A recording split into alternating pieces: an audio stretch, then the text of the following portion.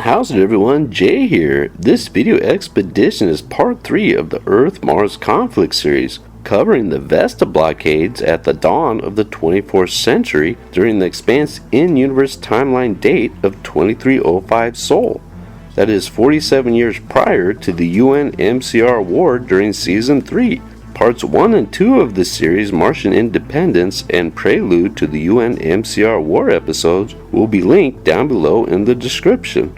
35 years after planetary independence, by 2260 Mars had become a technological power on the rise and expanding as tens of thousands migrate from Earth every year, while the UN maintains the status quo to ensure the rest of the solar system's colonies remain loyal to the homeworld. Over the coming decades, Martian research and development programs rivaled that of the United Nations, with Vesta and Juno terraforming research stations along with the Phoebe science moon of Saturn. Ceres and Hygeia stations became economic trade hubs within the MCR zone of the asteroid belt. Mariner Valley and Callisto naval shipyards were producing the most advanced space vessels in the Sol system as Martian military power spawned a new arms race with the United Nations. At the turn of the 24th century, the MCR aggressively expanded their territorial influence in the belt, laying claim to nearly 25% of the orbits, with a strong influence in the Jovian system, with an increasing presence near Saturn connected through their network of trade stations. Additionally, the Martian Navy underwent a massive shipbuilding program, increasing their fleet to 354 naval combat and support ships with an additional force of 100 auxiliary reserve vessels. The United Nations controls over 35% of the asteroid belt, with trade zones around Jupiter and Saturn, and the recent expansion to the outer orbits of Uranus, gas harvesting Oberon station, with a network of 10 major trade stations across the Sol system. This 80-year period of interplanetary colonial expansion by Earth and Mars was driven by the newest generation of Epstein fusion drives, drastically decreasing ship transit times between planets. 20 additional stations and settlements were established around the new planetary trade zones as the Martian population doubled to 5 billion, and 600 million settlers now considered the outer planets home. A new political movement arose in these distant population centers of the solar system, forming a network of labor unions to prevent exploitation in this new frontier of independent workforces. In 2303, the Martian Parliament passed a charter recognizing the Outer Planets Alliance and the humanitarian institutions of self-regulating unions. The controversial clause in the charter stipulated any station or settlements within MCR-controlled space could petition for planetary union status officially recognized by the Martian Parliament upon ratification. This was deemed a violation of interplanetary commerce treaties by the United Nations General Assembly, who passed a resolution declaring the Martian Charter illegal and not recognized by the network of colonies. Within 2 months, Ceres and Hygeia stations applied for territorial union status that would make them self-governing proxy colonies of the Mars Congressional Republic, with Aurora and Ganymede stations also lobbying for enrollment. Due to Ceres station sharing UN and MCR space and the agricultural moon of Ganymede split between the jurisdiction of Earth and Mars, the United Nations Navy responded by seizing control of Tycho station in the asteroid belt in the name of interplanetary security. Additionally, Earth annexed the Saturn ring system orbits, and the UN Security Council demanded Mars relinquish the 4 territorial petitions or face additional actions. The Martian Republic denounced the annexations as Earth imperialism to take stations by force and granted territorial union status to all 4 petitions through a series of parliament sessions, while approving an additional memorandum for the MCRN to survey the asteroid belt orbit around Aurora and Eros stations, essential for the terraforming program's increased demand for resources. The UN Security Council considered this a declaration of economic war and publicly announced Earth intentions to prevent the Martian colonization of the asteroid belt for dominance over the major trade hubs in the inner planet, backed with the full support of the United Nations General Assembly. Within the UN Security Council, many believe Mars understood only one thing: military force. In 2305, Earth Fleet Command was granted authorization for the proposed police action into MCR-controlled space to confront the Martian political trade alliance. 110 gunships from the 2nd and 9th Fleets would be positioned near Vesta's borders, blockading the primary terraforming supplies from the research station, with the 2nd Task Force of 65 5th and 6th Fleet ships to reinforce the orbits of Ceres and Hygeia stations, with a forced projection transit schedule of 2 to 3 weeks. In response, the MCRN mustered 45 gunships from the Home and 2nd Corps fleets to secure and defend the Vesta trade routes, and 38 ships from the Saturn and 3rd fleets for the standoff confrontation around Ceres and Hygeia orbits. After 75 years of political and economic disputes, with Earth trying to curb Martian expansion throughout the asteroid belt and Jovian systems that quickly became a direct competitor to the UN system-wide colonial trade network, now focusing on a group of rocks and planetoids in a cluster of orbits in the asteroid belt.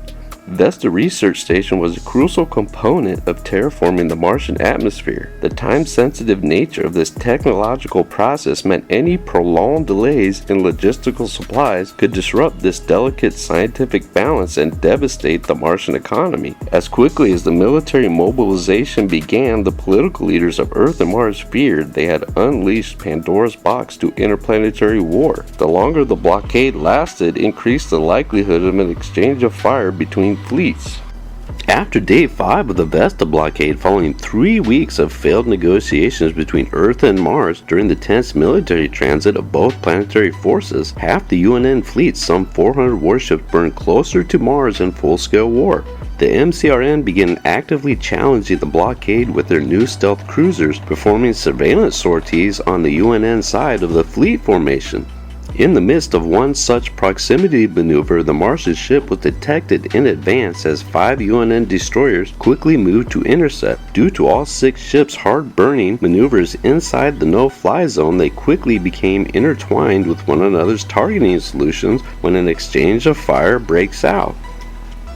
In a matter of seconds, all 5 UNN destroyers and the MCRN cruiser were crippled or damaged before the admirals on both sides of the Vesta Blockade were able to order a ceasefire 3 minutes later. Those long seconds broadcast the fog of war throughout the belt's conflict zones, causing the fleets around Ceres and Hygeia stations to launch a domino effect of torpedo and railgun volleys between Earth and Martian ships, resulting in an additional 9 UNN and 5 MCRN vessels damaged through the barrages of point defense systems. Before the ceasefire, 90-second transmission delay ordered by naval commanders to stand down over interfleet wide-beam channels.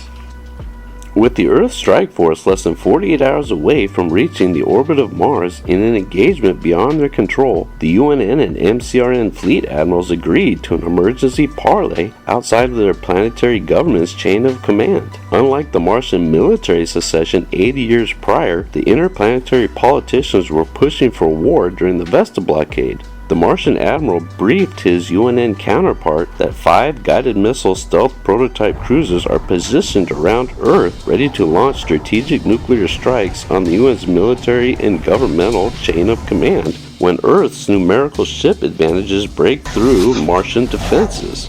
This dialogue between admirals would reopen the diplomatic door to the United Nations and Mars Congressional Republic political leaders. 72 hours later, fleet de-escalations between the UNN and MCRN reached a compromise for the Vesta Blockade, authorizing transit between the station only to official Martian naval vessels, while treaty negotiations were underway between the Earth and Martian government. Despite Mars dedicating half of their economy on defense and increasing their naval forces, military leaders were surprised by the United Nations' resolve to mobilize their navy for full-scale war to protect the neutrality of a few trade stations near MCR-controlled space, and the Martian parliament agreed to attempt a fair compromise with the UN to avoid a war that could result in the destruction of the MCR government. Following 45 days of negotiations, the leaders of Earth and Mars signed the interplanetary trade accords that defined the solar system borders and recognized the Outer Planetary Alliance as a humanitarian labor organization. Mars and Earth would retain their asteroid belt territories, including the stations and ports inside their respective zones. 35% of the total belter orbits would be designated for current and future claims of the Mars Congressional Republic, with 40% under the jurisdiction of the United Nations of Earth and Luna. The remaining 25% would remain independent buffer zones between the interplanetary borders that included Tycho, Eros, Aurora, and Hygeia stations, allowing private industries to self-regulate and provide independent management and security for operational oversight committees with a 5 to 10 year transitionary period from interplanetary control. Outer Planetary Alliance Union charters would be allowed corporate representation for each independent station. The Galilean Jovian moons would remain under MCR control. Ceres, the largest trade station and port in the solar system, would be a joint protectorate of Earth and Mars for security and trade routes, with a private contractor managing the station's operation. Ganymede would also be under joint jurisdiction of Earth and Mars along with the remaining moons of Jupiter. The primary orbit of Saturn would be a UN-controlled zone, with the MCR designated for the outer ring orbits. The remaining gas giants of Uranus and Neptune would be regulated by the UN to include the rimward outer planetary trade routes. The Vesta Blockade swayed the Martian Parliament to implement the Fleet Modernization Program 50-year plan to develop and produce a Martian Navy of new, ultra-advanced ship designs as demonstrated by the guided missile stealth cruiser prototypes to replace the upgraded UN naval ship classes whose conversions could no longer bridge the gap compared to Earth's massive fleet production capabilities. The Mars terraforming program would be delayed a full century to allocate planetary resources towards the military industry and advanced defense systems programs. Over the next 50 years, Earth and Mars continued to carve up the solar system with the newer and prosperous stations under interplanetary control, and older stations in need of upgrades and renovations auctioned off to megacorporations, with the OPA union charters being marginalized with bureaucratic regulations and corruption. By 2350, out of 100 stations, ports, and outposts, most of the trade locations in need of repair were controlled by the OPA, with only the primary stations of Hygeia and Tycho corporations owned and managed by outer planetary institutions, whose combined commerce and production industries represented less than 10% of the overall system-wide economic trade network.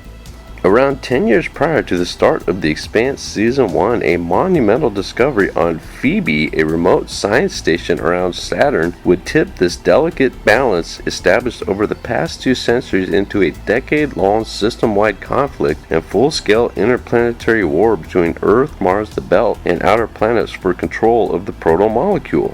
This and much more is covered in the next video in the Earth-Mars conflict series titled Prelude to the UN-MCR War that you can watch next by clicking on this playlist or window link. Also, for more sci-fi video expeditions, check out my channel's content with over 100 episodes available, and feel free to turn on the notification for future productions.